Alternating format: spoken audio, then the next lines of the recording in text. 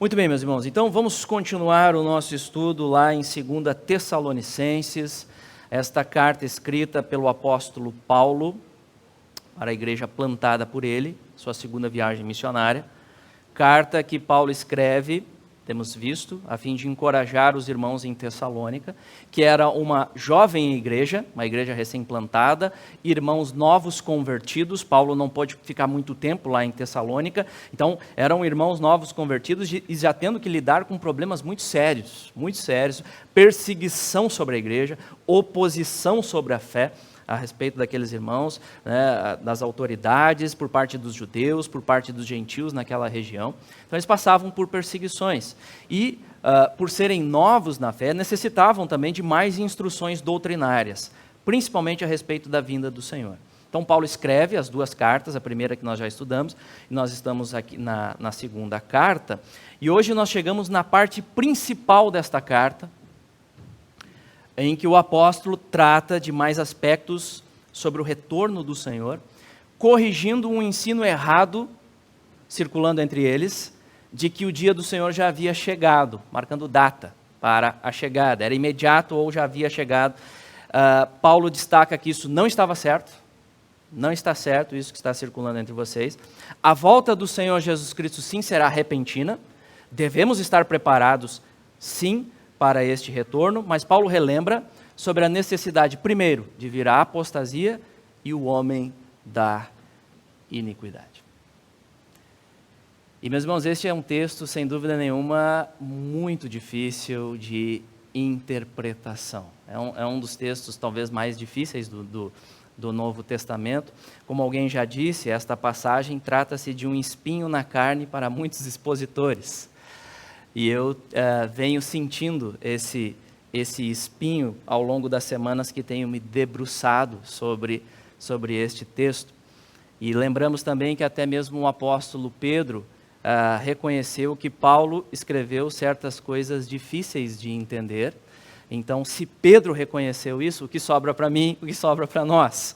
Nós reconhecemos a dificuldade aqui deste texto. Lembramos também, meus irmãos, como a introdução desta série, relembrando aquilo que nós, a introdução desta pregação, aquilo que nós falamos na introdução da série, nós cremos nas verdades essenciais relacionadas à volta de Cristo. Nós cremos nisso. O Senhor Jesus voltará, isso está muito claro na Escritura. Jesus Cristo voltará em pessoa para consumar todas as coisas, julgar vivos e mortos, estabelecer novos céus, nova terra. Tudo isso nós cremos, nós temos convicção disso. Porém, alguns eventos relacionados à ordem, né, dos eventos futuros, alguns elementos escatológicos, nós podemos divergir, nós podemos conversar. Existem interpretações diferenciadas, e nós, então, assim, podemos ter certas diferenças, mantendo a boa comunhão entre nós, como irmãos em Cristo Jesus. Ok, meus irmãos? Então, dito isso, vamos considerar este texto, humildemente, reconhecendo aqui as dificuldades, as nossas limitações, mas buscando graça de Deus para o estudo que temos diante de nós, que o Senhor fale as nossas vidas com a instrução aqui destas verdades preciosas que temos. Vamos orar mais uma vez ao nosso Deus, buscando graça na compreensão de sua palavra.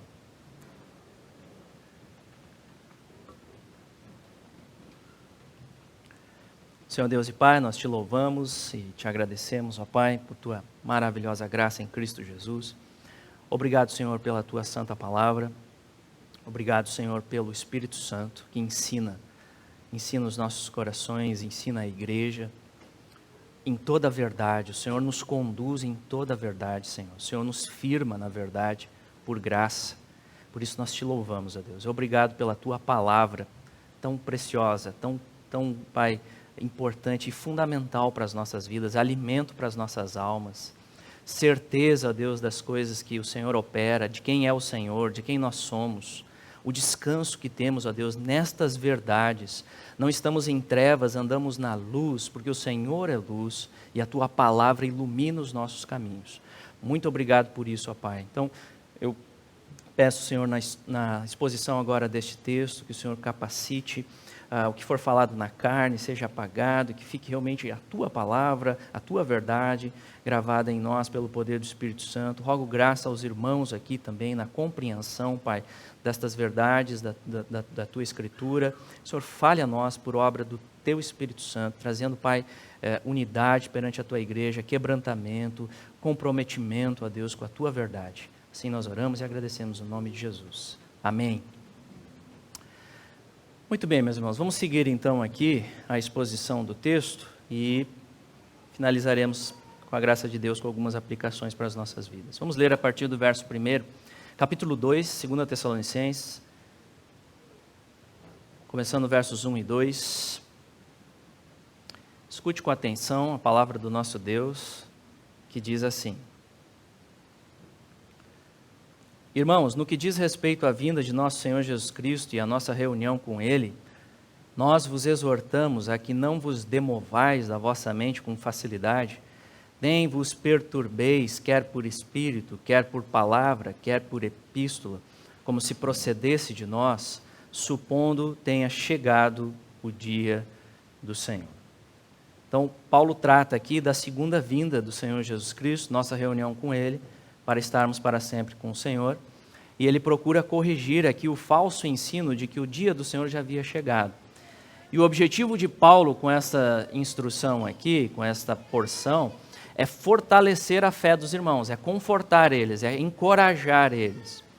Por isso Paulo diz: nós vos exortamos a que não vos demovais da vossa mente com facilidade, nem vos perturbeis. A palavra traduzida aqui por exortamos, no original, ela indica uma solicitação. É um apelo que o apóstolo Paulo está fazendo aqui. Então, em outras palavras, Paulo está dizendo aqui: irmãos, eu estou solicitando com veemência, eu estou solicitando a vocês, eu estou apelando a vocês, eu estou pedindo a vocês, que vocês não se permitam, não se deixem ser agitados, não se deixem ser perturbados. E a palavra aqui, demovais, ela traz a ideia de sacudir, ela traz a ideia de remover algo. A palavra demovais. Então Paulo está dizendo aqui: não permitam que seja removido da mente de vocês o ensino que vocês já receberam da nossa parte. O ensino da parte do apóstolo Paulo. Porque lá no versículo 5 aqui do nosso texto, Paulo diz que enquanto esteve com eles, costumava falar sobre estes assuntos que ele trata aqui. Ou seja, eles já tinham conhecimento deste ensino apostólico.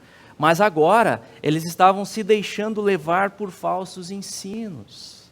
De certa forma, se permitindo flertar com ensinos que não batem com o ensino que Paulo trouxe para eles. E isso mostra, meus irmãos, isso ressalta como às vezes nós, crentes, temos a facilidade de se afastar, né? De nos afastarmos do ensino apostólico. E o ensino apostólico está onde hoje? Na Escritura. Palavra de Deus, está aqui. O ensino apostólico que nós precisávamos receber está aqui, registrado por obra do Espírito Santo. Mas por vezes nós temos uma certa facilidade de nos deixarmos levar por ensinos contraditórios, ensinos que não batem com o ensino da Escritura. E veja, isso em vez de trazer edificação, traz perturbação, perturba a igreja, né? E aí Paulo então explica aqui o que estava de certa forma ocorrendo entre eles. Ele diz: quer por espírito, quer por palavra, quer por epístola, como se procedesse de nós, supondo tenha chegado o dia do Senhor. A expressão aqui por espírito, ela pode indicar supostas profecias de pessoas alegando falar pelo Espírito. A tradução da NVI traz assim, ela já traz, quer por profecias. Então pode ser que haviam se infiltrando entre os irmãos falsos profetas, alegando a chegada do dia do Senhor. pessoas alegando ter uma suposta revelação da parte de Deus, obviamente não bíblica, não apostólica, e alegando então a questão de supondo ter chegado o dia do Senhor, marcando data por essas supostas revelações. Ou seja, nada novo debaixo do sol. De certa forma, isso veio acontecendo ao longo da história da igreja, como nós já falamos, inclusive no estudo da primeira carta, como episódios que ocorreram em decorrência disso. Nós tratamos ali do início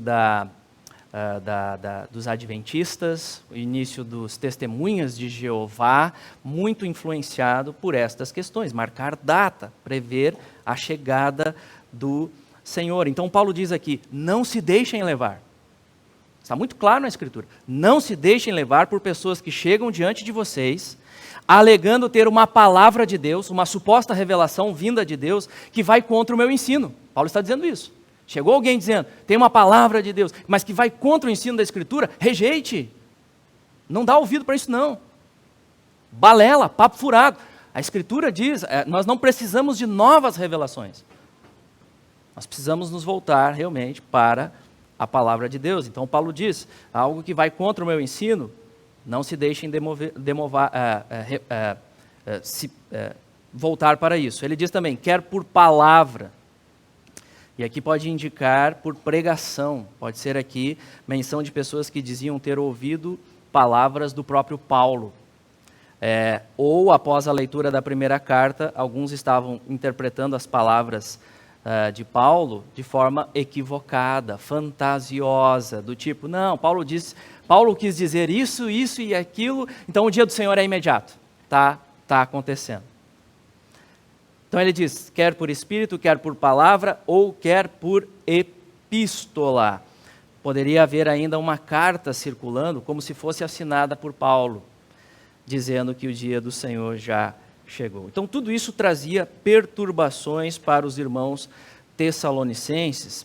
E perceba com isso, meu irmão, minha irmã, como o erro doutrinário, como as heresias, elas são perniciosas, pois elas têm o propósito de desviar pessoas da verdade e trazem perturbações sobre a igreja. Retiram a paz da igreja. Eis a importância de procurarmos sempre pela graça de Deus o ensino doutrinário bíblico, a compreensão da sã doutrina.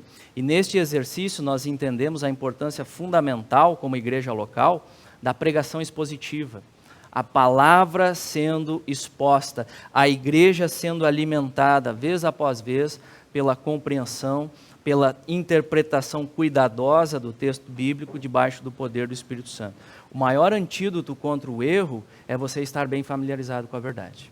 Estar bem alimentado com a verdade.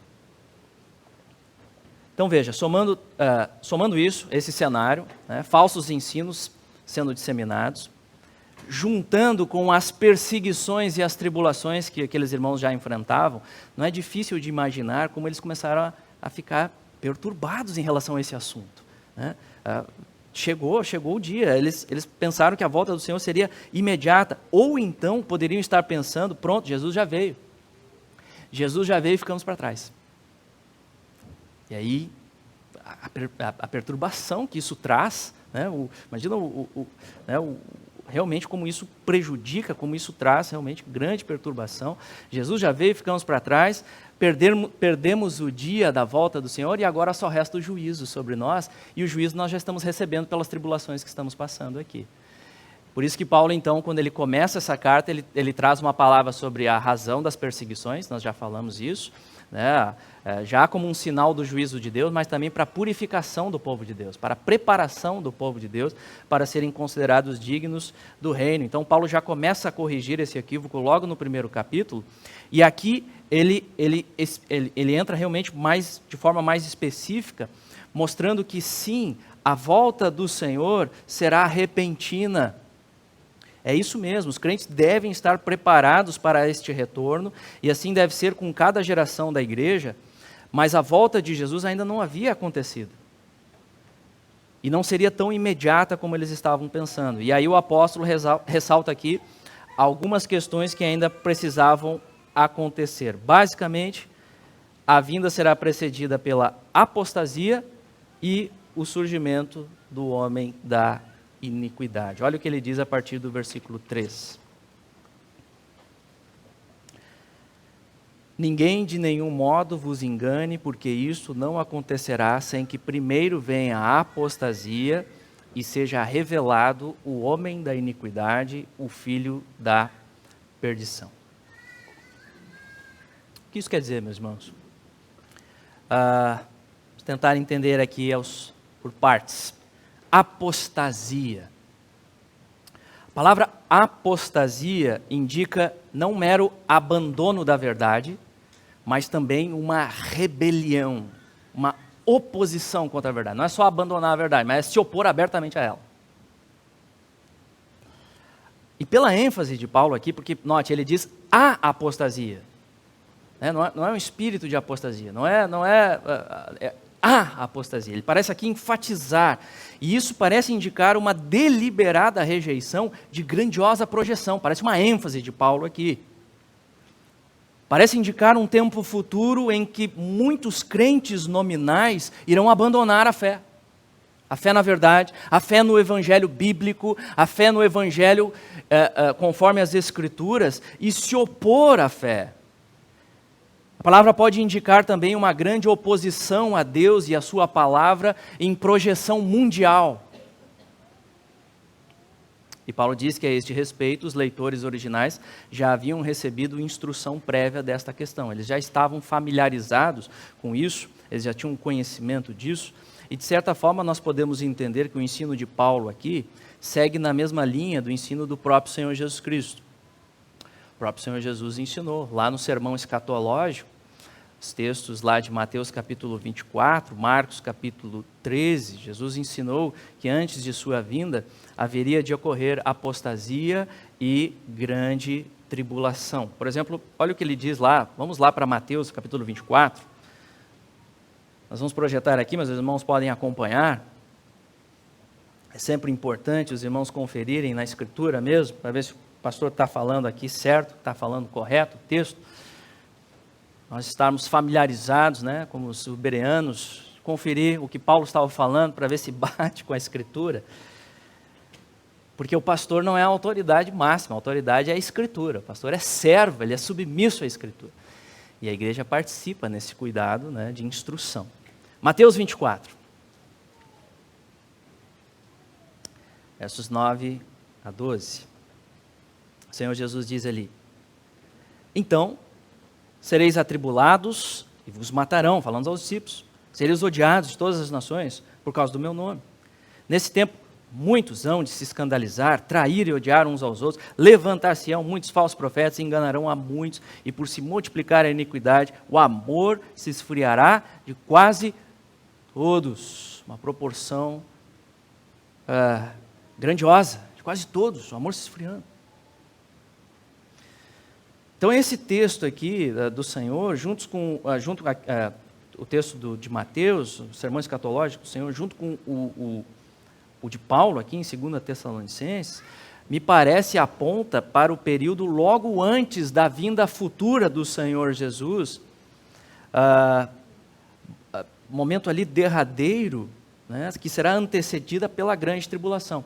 O texto escatológico do Senhor se refere em algumas porções ao cerco de Jerusalém e à destruição de Jerusalém que aconteceu no ano 70 depois de Cristo. Então, alguns aspectos do sermão escatológico do Senhor se cumprem lá.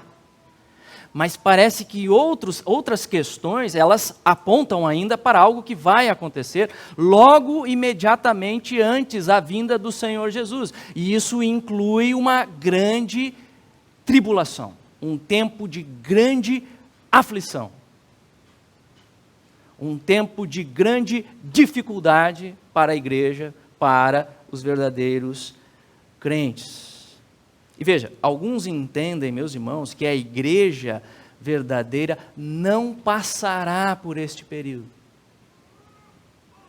porque ela será antes arrebatada. né, a suposta vinda do Senhor em etapas, de forma velada, retirando a igreja não passa por essa tribulação. Esse é um tipo de interpretação. Outros, porém, dizem que a igreja passará sim por este período, mas a igreja verdadeira será preservada pelo Senhor, pelo poder de Deus.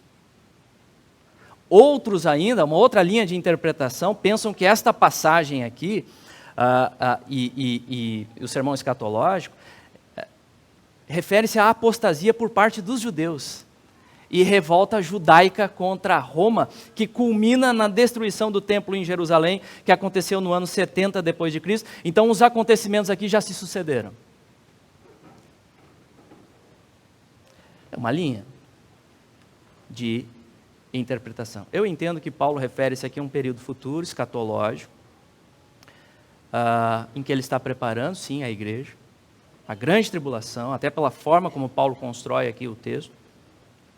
Um futuro escatológico, grande tribulação, a igreja passa por esse período, mas será preservada. Será preservada pelo Senhor. Pois o Senhor Jesus diz lá em Mateus capítulo 24, que este tempo de tribulação será um tempo como nunca houve, nem jamais haverá. O Senhor Jesus diz, ou seja, é um momento único na história. É um momento único na história. E nesse tempo se levantarão muitos falsos cristos, no espírito do anticristo, operando grandes sinais e prodígios para enganar, se possível, os próprios eleitos. Ou seja, os eleitos passam por isso. Os eleitos passarão por isso. Mas não poderá enganar os eleitos. Os eleitos não serão enganados, se possível, ou seja, eles não serão enganados. Mas eles passam por esse período de grandiosa tribulação, porém Deus preservando, Deus guardando. E meus irmãos, olhando para estes textos, sermão escatológico, esse texto de Paulo, alguns outros textos do Novo Testamento, parecem indicar que a condição deste mundo não tende a melhorar. Não tende a melhorar. Pelo contrário, tende a piorar. Paulo diz lá em 2 Timóteo, que os últimos dias sobrevirão tempos difíceis, os homens serão egoístas, avarentos, e aí toda aquela descrição da perversidade humana sendo aflorada nos últimos dias. Nós sabemos que últimos dias, quando a Escritura diz, envolve o período desde a primeira vinda do Senhor até a segunda vinda. Então os últimos dias, eles envolvem toda a história da igreja.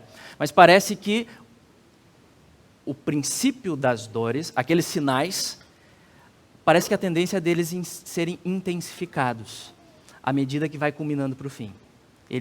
As dores elas vão sendo intensificadas à medida que nós caminhamos para o fim, e assim a tendência é para a degradação. Porém, veja, debaixo dos planos soberanos de Deus, nada está fora do controle do Senhor, meus irmãos.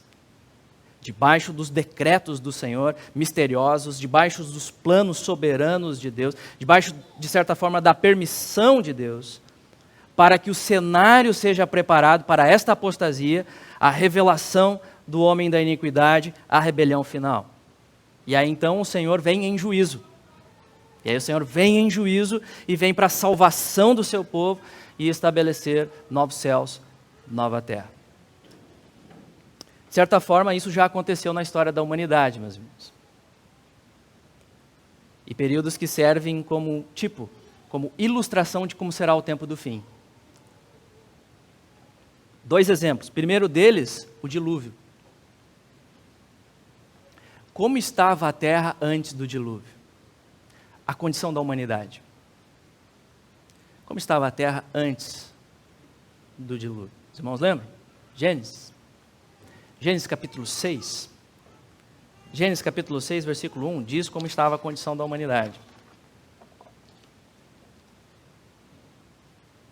Diz ali, viu o Senhor que a maldade do homem se havia multiplicado na terra e que era continuamente mal todo o desígnio do seu coração. Momentos antes do dilúvio. A condição da terra era deplorável em virtude do pecado do homem caído e, de certa forma, Deus permitindo este mal ser aflorado. O potencial do homem é para a perversidade. Essa é a nossa natureza adquirida lá em Adão. E, meus irmãos, é de todos nós. É de todos nós. Só não sucumbimos e não nos pervertemos pela graça de Deus. Mas o potencial do homem, por natureza, é o mal aflorado.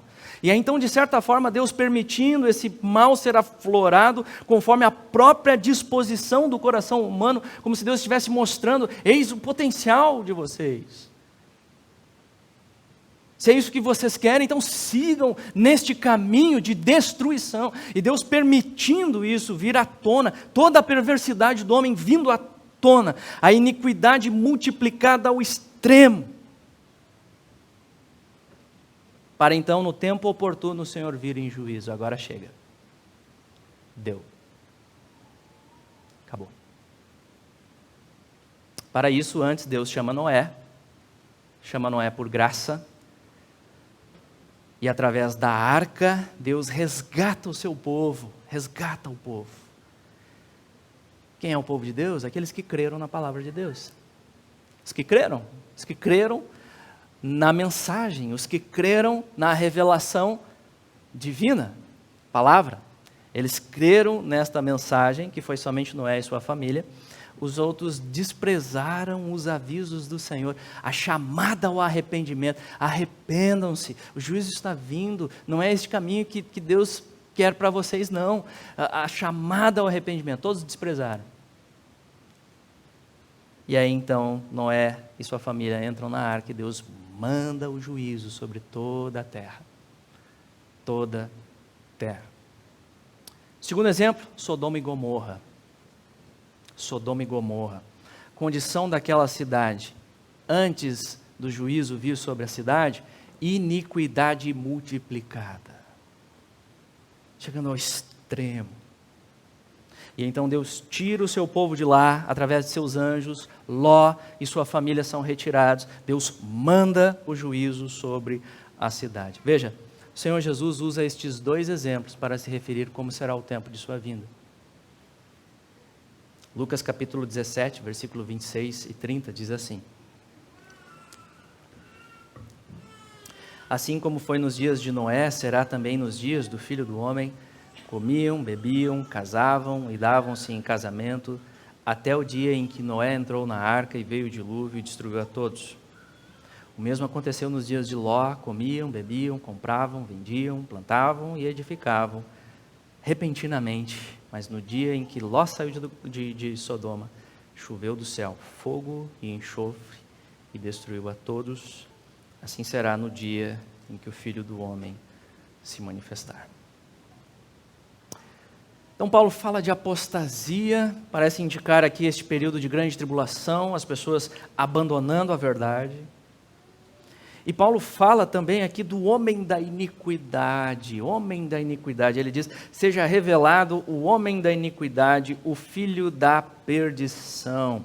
Perceba, a descrição de Paulo aqui parece indicar que trata-se de uma figura, de uma pessoa realmente. Os termos que Paulo usa são muito claros, parece que indicando realmente será uma pessoa, essa figura escatológica, o homem da iniquidade.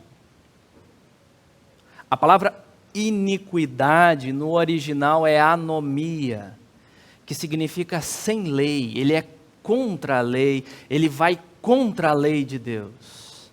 Ele personifica esta oposição à lei do Senhor.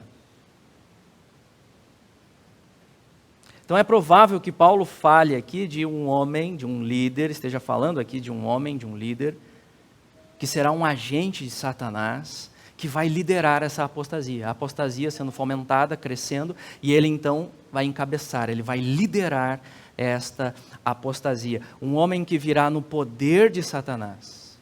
Porque Satanás, ele procura imitar a obra de Deus. Só que de forma pervertida, ele perverte tudo. Ele inverte tudo. Então ele procura imitar, mas de forma pervertida, para enganar as pessoas e trazer adoração para si próprio. Porque perceba, Paulo descreve este homem da iniquidade como uma espécie de paródia, você percebeu? Uma antítese do verdadeiro Cristo. Ele é o extremo oposto de Cristo. Por isso nós podemos identificar esta figura aqui, penso, com o anticristo descrito pelo apóstolo João. Porque note a descrição que ele faz deste homem da iniquidade. Ele diz aqui, né, da mesma forma que Jesus veio a este mundo enviado pelo Pai, sob o poder de Deus. E ele realizou muitos sinais e prodígios. Este homem da iniquidade virá sob o poder de Satanás, também realizando sinais. Milagres, supostamente. Sinais. Terá poder para isso. Só que com o objetivo de enganar. Será uma espécie de encarnação do mal. Ele é descrito, homem da iniquidade, filho da perdição. Jesus é chamado de o filho do homem, o homem justo. Jesus é chamado de o filho de Deus, o extremo oposto de Cristo. Esse é o filho da perdição. Ou seja, ele promove a perdição, mas não apenas isso, ele está destinado à perdição eterna. Porque ele será destruído com a vinda de Cristo. E aqui bons comentaristas, meus irmãos, concordam e sugerem que a descrição de Paulo, deste homem, remete ao texto do profeta Daniel. E assim se destaca como a profecia de Daniel, ela se cumpre sucessivamente, progressivamente, a profecia de Daniel. Como, por exemplo, a abominação desoladora, mencionada lá em Daniel, capítulo 11, versículo 31, apontando primariamente para o rei da dinastia Seleucida, chamado Antíoco Epifânio, que veio no ano de 168 a.C. Então, profecia de Daniel apontando para este rei, que veio posteriormente, 168 a.C. Ele subjugou Jerusalém e profanou o templo. E aí depois então o Senhor Jesus toma essa figura no seu sermão escatológico para se referir ao cerco e à destruição de Jerusalém no ano 70.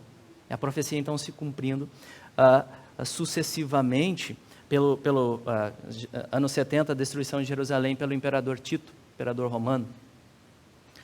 Possivelmente estes líderes apontando para o anticristo final.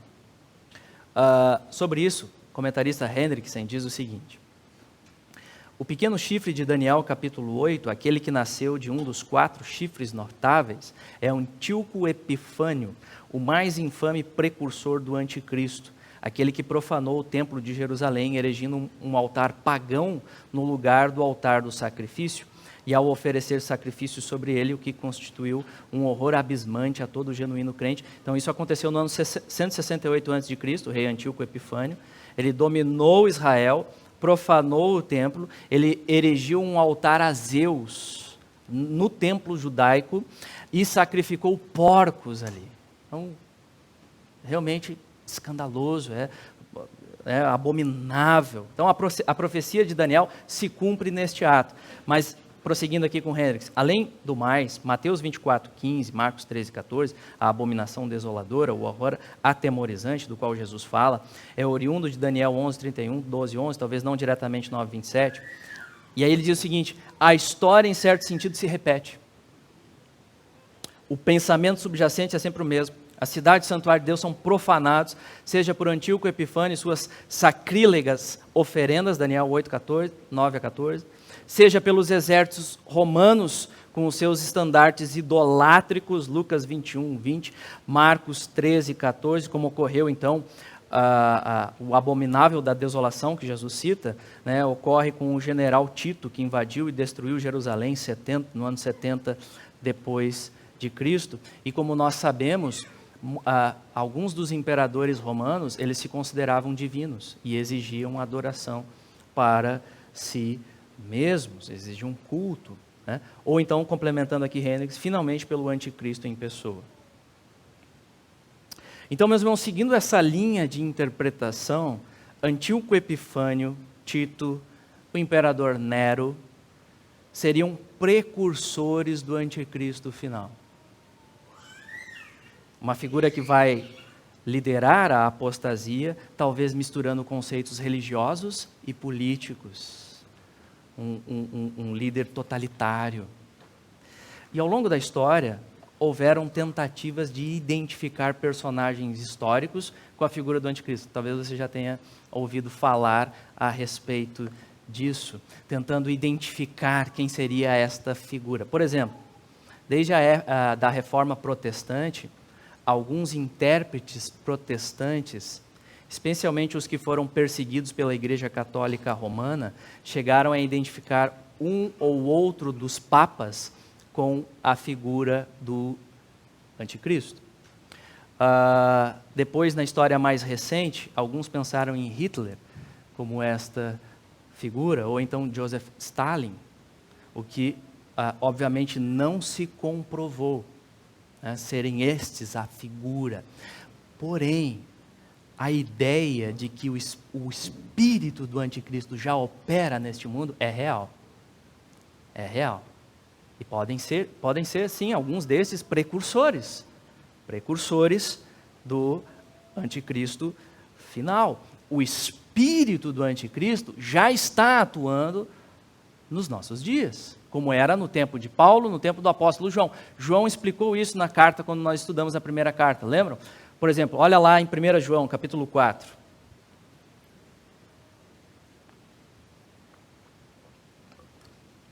1 João, capítulo 4, versos 2 a 3. Olha o que o apóstolo diz ali. Nisto, 1 João 4, 2 a 3. Nisto reconheceis o Espírito de Deus. Todo espírito que confessa que Jesus Cristo veio em carne é de Deus. E todo espírito que não confessa a Jesus, como nós estudamos quando falamos dessa carta, o Jesus bíblico, todo o que não confessa o Jesus bíblico, todo o que não confessa Jesus Cristo como o único mediador entre Deus e os homens, somente Jesus, ou colocam outros e fazem confusão, todo o que não confessa Jesus não procede de Deus. Pelo contrário, este é o espírito do anticristo, a respeito do qual tendes ouvido que vem, e presentemente já está no mundo. Então perceba, João fala aqui do espírito do anticristo que já está presente, e isso pelos falsos profetas. Ele explicou, muitos saíram dentre nós, saíram da própria igreja, e começaram a perverter a fé, começaram a pregar heresias, começaram a conduzir o povo de Deus para a mentira. E assim, igrejas foram se desviando, muitas pessoas se desviando da verdade, saíram dentre os nossos, pervertendo a verdade. Então, o Espírito já opera, né, através desses líderes perversos também que se levantam na história da humanidade. Mas perceba que João fala daquele que vem. Olha só o que João diz. A respeito do qual tendes ouvido que vem, ou seja, ainda virá. Ainda virá, e isso na época que João escreve, que é posterior à carta do apóstolo Paulo, inclusive a destruição de Jerusalém. A carta do apóstolo escrita João por volta do ano 90 depois de Cristo, e João então mencionando daquele que viria. Avançando então, meus irmãos, Paulo destaca a atitude deste homem da iniquidade. Qual será a atitude deste homem da iniquidade que bate com a figura do anticristo que João fala? João não menciona esse nome aqui, mas bate com a figura que João fala. Olha o que ele diz a partir do versículo 4, avançando no nosso texto aqui, voltando para a 2 Tessalonicenses. O qual se opõe e se levanta contra tudo que se chama Deus ou é objeto de culto, a ponto de se assentar-se no santuário de Deus, ostentando-se como se fosse o próprio Deus. A palavra anticristo, ela pode indicar aquele que é contra Cristo, mas também aquele que se coloca no lugar de Cristo, aquele que quer tomar o lugar de Cristo. É isso que indica a palavra anticristo. Aquele que se opõe a Cristo, é inimigo, mas ao mesmo tempo quer tomar o lugar, quer se colocar no lugar de Cristo. E Paulo diz aqui que esse homem da iniquidade, ele se levanta contra tudo que se chama Deus ou objeto de culto. Ele é contra o culto verdadeiro a Deus. Ele vai acabar com isso, ele quer acabar com isso. O culto verdadeiro a Deus que seja exterminado. Ele vai se opor às coisas de Deus, ao culto verdadeiro a Deus, o culto a Cristo. Porém, ao mesmo tempo, ele procura tomar o lugar de Deus. Ele vem para enganar, para iludir. Ele se faz passar por Cristo como se fosse o Salvador da humanidade. Como se fosse o Salvador da humanidade. Assim como Satanás se faz passar por anjo de luz, a Escritura deixa isso muito claro. Satanás se faz passar por anjo de luz. Então, ele se faz passar por algo bom. Ele se faz passar, mas é uma caricatura. Parece amor, mas não é amor bíblico. Parece bom, mas na verdade conduz as pessoas à perversidade, à perversão. E desvia da verdade, desvia do caminho com o Senhor Deus. Ele vem para iludir, ele vem para mentir, estabelecer a mentira, ele vem para enganar. Este homem da iniquidade, parece que ele enganará as pessoas inicialmente, se mostrando como Salvador, até o ponto de exigir culto para si mesmo. Exigir adoração no lugar de Deus. Olha o que Paulo diz ali, a ponto de assentar-se no santuário de Deus. O que significa isso? O que significa isso? Alguns entendem aqui referência ao templo de Jerusalém, que ainda existia quando Paulo escreve essa carta aqui, mas que foi destruído no ano 70 depois de Cristo. Então, concluem a partir disso, para que o anticristo possa vir, é necessário primeiro que seja reconstruído o templo lá em Jerusalém. Para que o homem da iniquidade se assente neste santuário e depois seja destruído pela vinda do Senhor Jesus Cristo. Esse é um tipo de interpretação. Outros, porém, entendem que a expressão aqui santuário refere-se à igreja, com linguagem simbólica, e Paulo usa essa expressão santuário em outras cartas para se referir à igreja. Lá em Efésios, como nós estudamos, Paulo diz, no qual todo edifício bem ajustado cresce para santuário dedicado ao Senhor. Outros textos também, 1 Coríntios, 2 Coríntios, a expressão santuário referindo-se à igreja, referindo-se a crentes, nosso corpo como santuário de Deus. Então, esta expressão, aqueles que seguem nessa linha, pode indicar que o anticristo procederá da própria igreja visível, ou que ele vai arrogar para si autoridade sobre o povo de Deus, procurando enganar, e os crentes nominais vão se deixar levar.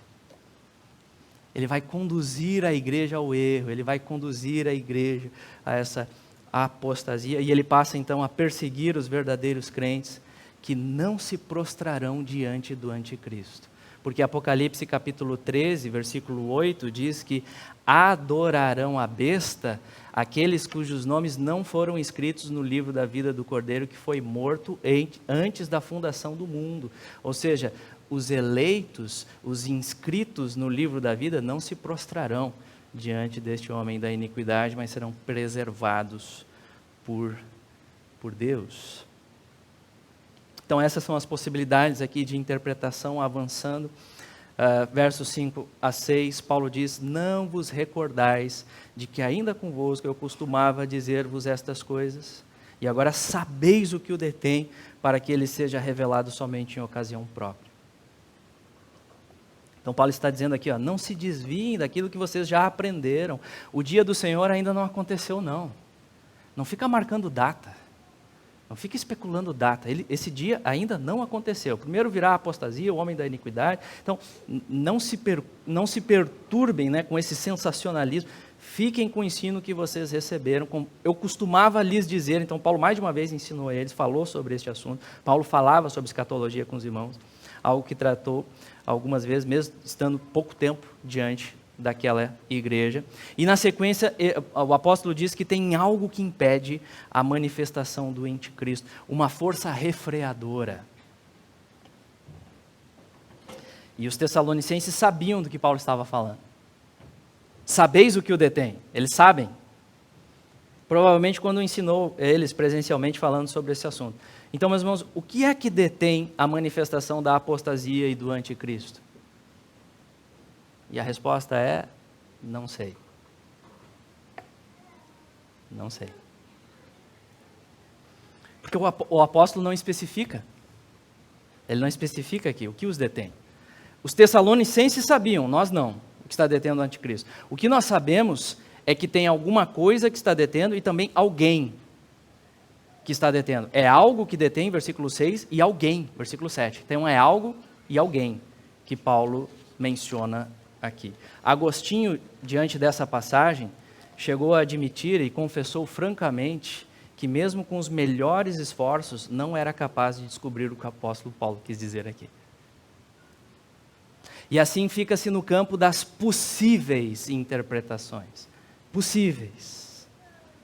Mas devemos tomar cuidado em bater o martelo quando nós abordamos aqui essa questão. Eu já vi referências aqui ao anjo Miguel, ao Estado judaico. Alguns vão dizer aqui que trata-se do Espírito Santo e da igreja, o ministério de pregação da palavra, a presença da igreja no mundo, e um pouco antes da vinda de Cristo, ela será arrebatada, então o caminho fica livre para o anticristo e a apostasia. Então essa é uma linha de interpretação. Porém, outros entendem aqui referência às leis. O princípio de obediência à lei e o governo instituído por Deus. Alguns procuram tirar esse entendimento de quando Paulo fala sobre o governo lá em Romanos 13, para punir o mal, para refrear o mal. Então, talvez a ideia de Paulo aqui seria essa, o princípio das leis, da obediência à lei, de um governo exercendo o seu papel instituído por Deus de punir o mal, de promover o bem. Essa é uma interpretação antiga na história da igreja. Por exemplo, li em certo comentário a menção de Tertuliano, um dos pais da igreja, comentando essa passagem, e ele declara: que obstáculo há senão o Estado romano? E aí se apoiando na ideia do Estado romano e o imperador que seguissem conforme o entendimento de Paulo lá em Romanos 13. E no contexto dessa interpretação, se destaca aquilo que realmente acontece, que é Deus se utilizando de recursos para refrear o mal inato da humanidade caída, e isso debaixo da graça comum. Graça salvadora, especificamente ao seu povo, graça comum a todos os homens. E aí então isso inclui bons governos, isso inclui leis justas, isso inclui pessoas não convertidas, mas que defendem os bons princípios conforme a palavra de Deus, conforme princípios retirados realmente que promovem o bem comum. Desta forma, seguindo essa interpretação, a manifestação do iníquo ocorrerá à medida que Deus for retirando os freios da humanidade. E o anticristo surgirá no período da grande apostasia, as pessoas tendo aversão às leis, a relativização completa dos valores morais, os absolutos, e assim o cenário está preparado para o estabelecimento do governo totalitário do anticristo. Então essas são algumas possíveis interpretações, meus irmãos, do que Paulo está querendo dizer aqui com o que detém, mas o ponto central, o que está muito claro aqui, o que está certo, é que algo e alguém está detendo o surgimento da apostasia e do homem da iniquidade, mas que com certeza nós podemos afirmar aqui, tudo isso está debaixo dos propósitos soberanos de Deus. A determinação de Deus, pois Paulo diz aqui que este homem da iniquidade vai ser revelado somente em ocasião própria. Ou seja, somente no tempo em que Deus estabeleceu. Somente no tempo que Deus estabeleceu, de acordo com seus decretos eternos, então este obstáculo será retirado para a manifestação do iníquo, mas o principal de tudo isso, para a vinda do Senhor Jesus Cristo, gloriosa, para consumar a salvação de sua igreja e destruição deste perverso pelo sopro da boca do Senhor Jesus Cristo. Então, é nisso que nós podemos aqui tirar o consolo. Deus está soberanamente no controle de todas essas coisas. Este mal, ele só vai acontecer quando Deus permitir, e tem um tempo determinado por Deus, ele será destruído, e os crentes são guardados pelo Senhor. Amém, meus irmãos? Vamos finalizar então aqui com algumas, identificando duas lições que nós aprendemos aqui e aplicações para tudo aquilo que meditamos neste texto? Em primeiro lugar, aquilo que falamos, devemos entender a importância de estarmos firmados no ensino da palavra de Deus. Nós não sabemos quando será a vinda do Senhor Jesus, mas tudo isso que nós abordamos aqui, de certa forma, já atua em nosso mundo. O espírito do anticristo, a disseminação dos falsos mestres, o engano, né? E a culminação destas coisas pode se dar brevemente, nós não sabemos o tempo, mas pode ser breve. Pode ser breve. Então nós devemos estar preparados para esta iminente volta do Senhor Jesus Cristo.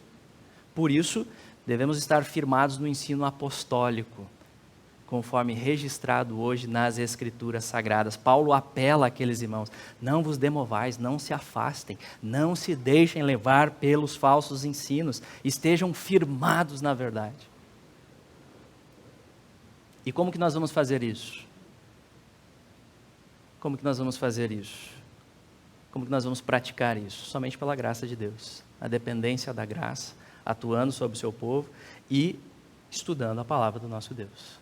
Em conjunto, como igreja, pregação pública da palavra, exposição, pregação expositiva, a igreja entendendo, a igreja estudando, a igreja meditando, a igreja se firmando, se voltando cada vez mais para essa palavra, estudos em família, estudos nas nossas casas, estudos devocionais, pessoais, firmeza. A hora é esta, é de nos voltarmos para a verdade. O nosso tempo ele é marcado por analfabetismo bíblico.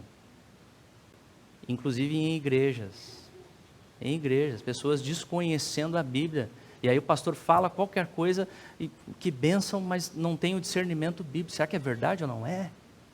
O nosso tempo é marcado por isso, aversão doutrinária, mas nós não nos deixamos levar, meus irmãos. Deus ensinou o que é precioso para nós, e é a verdade dele, então nós devemos nos voltar sim para o conhecimento das Escrituras Sagradas, e graças a Deus por isso, meus irmãos, nós estamos atentos a isso, e os irmãos que têm chegado ao nosso convívio, têm buscado isso. Eu quero a palavra, eu quero a pregação expositiva, e isso é muito importante, isso não vem de nós, isso é graça, louvado seja o nome do Senhor. Então nós devemos estudar juntos, a importância de nos firmarmos na palavra, procurar crescer no discernimento da verdade, para não ser levado como menino para todos os ventos de doutrina. Você deve conhecer a doutrina. As doutrinas essenciais da nossa fé, você deve estar firmado. E veja, o referencial para nós sempre será o ensino dos apóstolos, que está registrado na Escritura Sagrada. Essa é a autoridade. É aqui, é para esta palavra que devemos nos voltar. Voltar com humildade, voltar com cuidadosa interpretação, reconhecendo a importância da teologia histórica também, os homens que Deus já iluminou no passado para o entendimento da palavra, procurando essa interpretação cuidadosa, procurando compreender realmente o texto dentro do seu contexto, princípios básicos da boa hermenêutica, de uma hermenêutica séria que procura discernir o texto bíblico e, sobretudo, dependência do Espírito Santo. É Ele que nos conduz a toda a verdade, é o Espírito Santo que conduz a sua igreja, que conduz o povo de Deus e firma o povo de Deus na verdade. Então nós precisamos estar crescendo no entendimento do Evangelho, verdadeiro Evangelho, a sã doutrina. É assim que lutamos para não sermos perturbados, mas pelo contrário, edificados em paz na verdade. E por fim, último ponto de aplicação aqui, estes ensinamentos visam o nosso fortalecimento e consolo, aquilo que nós vimos aqui. Paulo escreve estas coisas não para deixar os irmãos com medo, mas, pelo contrário, para consolar e encorajar eles. Então, mesmo que tenhamos dificuldade de entender os pormenores do que Paulo quer dizer aqui, certas divergências, nós podemos ter a certeza, Paulo escreve para encorajar, Paulo escreve para confortar, Paulo escreve para fortalecer a igreja. Portanto, a respeito da vinda do Senhor, nós não somos chamados à especulação sobre data, não somos chamados ao sensacionalismo sobre este assunto, mas nós somos chamados a estarmos preparados para este retorno, que será repentino. Todos somos chamados a estarmos preparados, que pode ser a qualquer momento. E nós nos preparamos sendo vigilantes, ou seja, seguindo as nossas vidas com confiança no cuidado de Deus sobre nós em Cristo Jesus. Seguindo a vida, meus irmãos, buscando com diligência os meios de graça, leitura, oração, comunhão, seguirmos nossas vocações, o trabalho que Deus te deu. Segue trabalhando, segue responsável. Paulo vai dizer no capítulo 3, Ele explica isso, ele fala sobre isso. A esperança da vinda do Senhor não deve produzir alienação, especulação, sensacionalismo, vamos para o monte ficar esperando. Não, trabalho, não deixa de trabalhar, segue a tua vida no confiança, no cuidado de Deus, segue comprometido, segue criando seus filhos em paz, segue testemunhando, prega o Evangelho, olha as oportunidades que Deus está te dando. É a hora, é agora, pregação da verdade, segue sendo sal e luz onde Deus colocou você, sal e luz neste mundo de trevas, e assim nós crescemos em um viver digno, pela graça de Deus, como ouvimos semana passada, obras de fé sendo multiplicadas pela graça, não na nossa força, mas na dependência da graça, certos de que todos aqueles que estão de fato unidos ao Senhor Jesus, firmados no Cristo bíblico, nenhum destes ficará para trás. Nenhum. Os eleitos não serão enganados. Como Paulo deixa claro nesse próprio capítulo. Esse próprio capítulo deixa claro. Os versos 13 a 14. Depois de tratar dessas questões, Paulo então se refere àqueles irmãos e ele diz: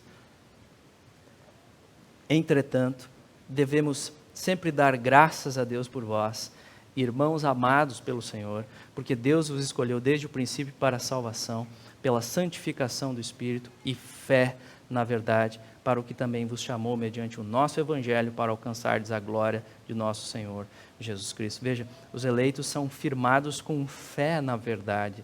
Louvado seja o Senhor por isso. Paulo fala, damos graças a Deus por isso. A nossa fé preciosa hoje, na verdade, não vem de nós, é graça, é Deus salvando os seus pela pregação do Evangelho. Então, se cremos hoje no Senhor Jesus, louvado seja o Senhor. E Paulo diz também que a boa obra que Deus começou nos seus eleitos, Ele vai completar até o dia de Cristo Jesus. Filipenses capítulo 1, versículo 6. Nós descansamos nessa promessa. Nós nos agarramos a esta promessa. Nós dependemos da graça de Deus em Cristo sobre as nossas vidas, debaixo do poder do Espírito Santo. Amém, meus irmãos? Nenhuma ovelha eleita sucumbirá diante da apostasia. Nenhum. Vamos orar ao nosso Deus.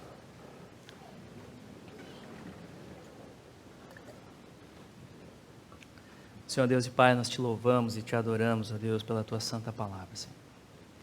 Reconhecemos as nossas limitações aqui. Reconheço, Pai, as limitações, as dificuldades da interpretação. Mas eu rogo ao Senhor, Pai, rogo a tua graça, para que o Senhor aplique essas verdades, essa disposição de estarmos preparados para a vinda do Senhor. Pai, guarda as nossas vidas do engano, guarda as nossas vidas do erro, faz-nos estarmos apegados, ó Deus, à palavra que recebemos, ao Evangelho, à sã doutrina, estarmos cada vez mais compreendendo estas coisas por tua iluminação, Senhor, pelo teu poder sobre a tua igreja. Fortalece as nossas vidas, ó Deus, traz o encorajamento que Paulo estava querendo trazer aqui para estes irmãos, para sermos testemunhas fiéis do Senhor Jesus, no tempo que temos pela frente. Não sabemos o que virá dos anos para cá, mas nós confiamos no Senhor e humildemente nos submetemos ao Senhor. Que o Senhor faça as nossas vidas perseverantes, ó Deus, na fé, no verdadeiro Evangelho, até o dia de estarmos com o Senhor. Assim nós oramos e agradecemos no nome de Cristo. Amém.